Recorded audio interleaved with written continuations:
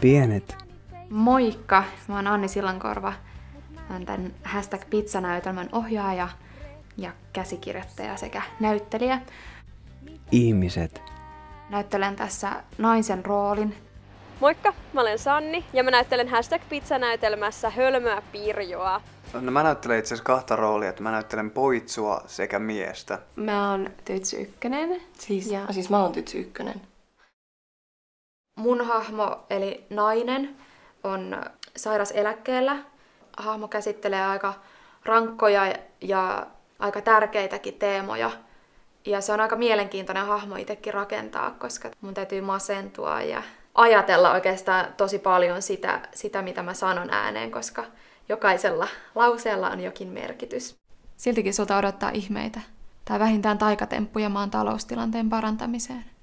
Eli mä pääsen tekemään kahta tällaista hyvin erilaista roolia. On tavallaan tämä poitsi, joka esittää just tätä stereotypistä tytsyn niin kuin vastaparia. Hei, olihan sun äidin paperit vielä tallessa. Mutta samalla siinä on myös niin kuin aitoutta siihen, mä oon halunnut lähteä tekemään sitä myös tosi niin kuin realistisuuden ja niin kuin oikeiden kautta. Mutta sillä tavalla, että sillä voi nauraa, sitä voi tunnistaa piirteitä. Tekevät. Ja sitten tässä lisäksi on hölmökadunkulkija. Pirjo on someaddikti ja hän joutuu Mobile Application Problem-taudin takia someosastolle. Tämä hölmön rooli pohdiskelee tosi paljon sitä kännykkäriippuvaisuutta ja someriippuvaisuutta ja miten siitä voi selviytyä ja se ajautuu riippuvaisuustaudin täysin ääripäähän. Nyt tekisi mieli kyllä soittaa äitille, mutta en voi, kun ei ole sitä puhelinta.